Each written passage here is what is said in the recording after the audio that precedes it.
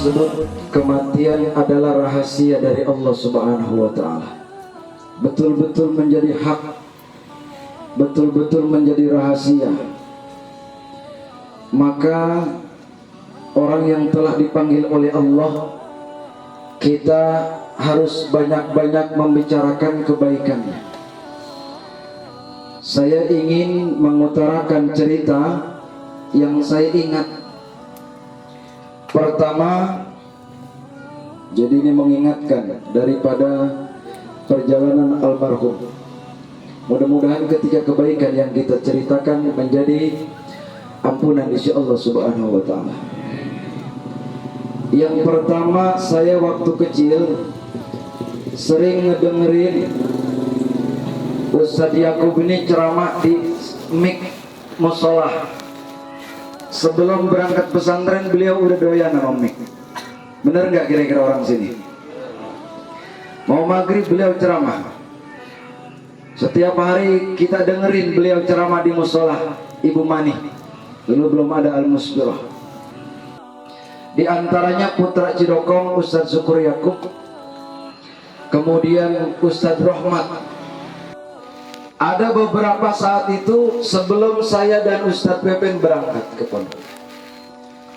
Itu angkatan yang memang belum banyak ketika itu. Kemudian ketika beliau berangkat ke pesantren, setiap kali ada undangan ke Cidokong, kita lihat dalam berdakwah beliau putra Cidokong sangat membanggakan masyarakat.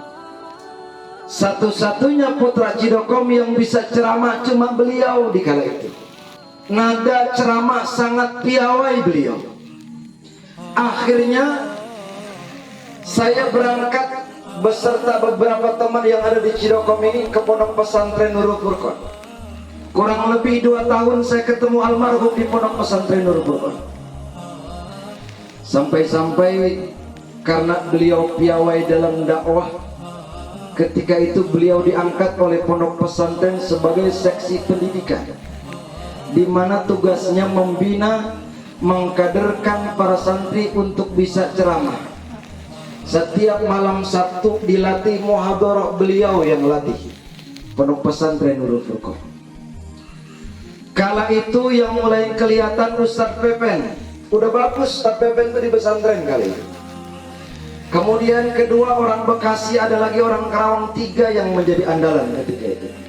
Hadirin rahimakumullah, inilah kebaikan beliau.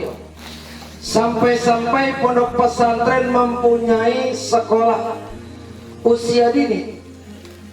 Di kala itu beliaulah kepala sekolahnya di pondok pesantren, kepala sekolah PAUD atau TK kala itu, yang memang seluruh orang yang ada di wilayah perumahan sekitar pondok pesantren mengapresiasi kepada Ustadz Syukur Yakub, karena satu-satunya putra Cidokong dan santri Nurul Furqan yang bisa memajukan pendidikan di kala itu. Maka lewat perjalanan itu, maka kita pernah menyaksikan beliau pernah tayang di TVRI di kala itu. Nah, itu kegiatan Syarhil Quran. Begitu bangga kita orang Cidokong ada yang masuk TV, benar nggak? Luar biasa perjuangan beliau ini yang kita tidak bisa lupakan.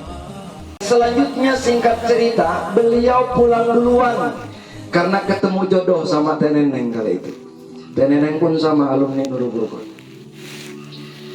Satu-satunya putra Cidokong yang pulang lebih awal mengabdikan ilmunya untuk masyarakat adalah almarhum. Saya belum pada pulang. Santri yang pulang ke kampung mendidik para tetangga masyarakat, bahkan ternyata bukan cuma di wilayah Cidokong saja, sampai sekecamatan Gunung Sindur. Siapa yang tidak kenal dengan beliau? Benar gak?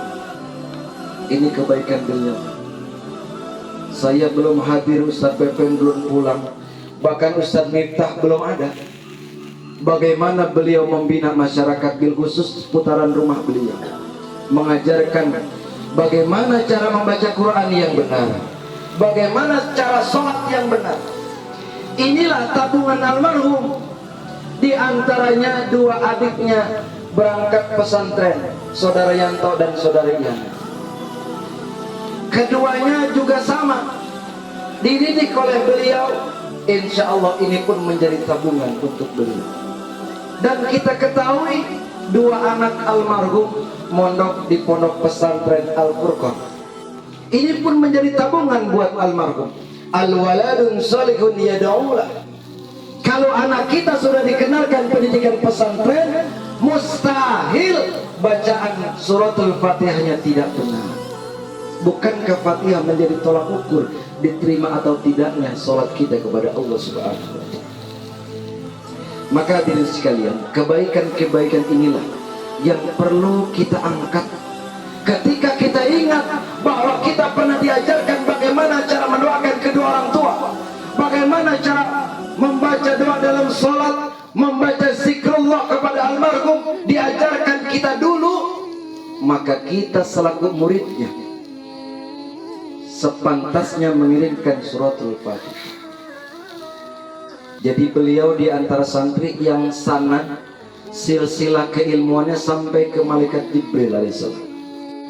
Kemudian saya dengan Ustadz Pepen pulang ke rumah, barulah kami belajar berbicara dan lain sebagainya. Beliau tetap yang didikan, beliau yang menata hati-hati dan lain sebagainya. Selalu dikasih nasihat oleh almarhum. Bahkan almarhum sangat peduli kepada adik-adik kelasnya. Setiap ada kegiatan apapun jenisnya di masyarakat, pasti yang ditampilkan adik-adiknya. Maka Bapak Ibu hadirin sekalian, inilah perjalanan beliau yang begitu banyak menanamkan kebaikan, baik kepada masyarakat Cidoko khususnya dan umumnya yang ada di luar Cidoko. Ketika kita menanam benih padi, ratusan pohon padi kita tanam, mustahil satu tidak ada yang tumbuh.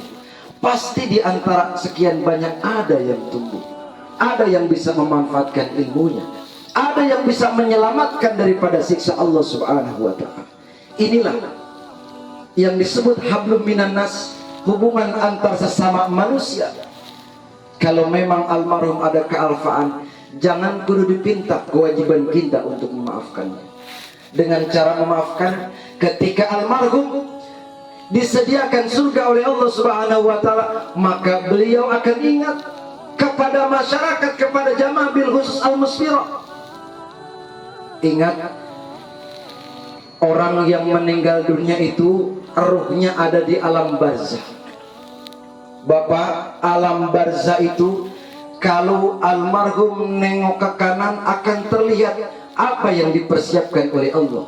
Kalau memang ahli ibadah, maka yang dilihat ketika tengok ke kanan, surga Allah begitu nampak oleh matanya. Sekarang almarhum tengok ke kiri, maka kalau almarhum nengok ke kiri, terlihatlah ahli keluarganya, terlihatlah para sahabat-sahabatnya, terlihatlah masyarakatnya, terlihatlah teman-teman yang pernah bergaul bersamanya. Ketika almarhum nengok ke kiri di alam barzah, maka ini dalam pertanyaan alam kubur, selain daripada man imamuka, ada kalimat man ikhwanuka, siapakah sahabat-sahabat kamu. Jadi nanti kita itu, jasad kita di alam kubur, ruh kita di alam barzah. Bagaikan kanan dan kiri mereka, para almarhum menengok ke kanan melihat nikmat, ketika ke kiri mereka melihat keluarga besarnya. Ibu bapak hadirin sekalian, bahwa lagi-lagi mati ini adalah rahasia.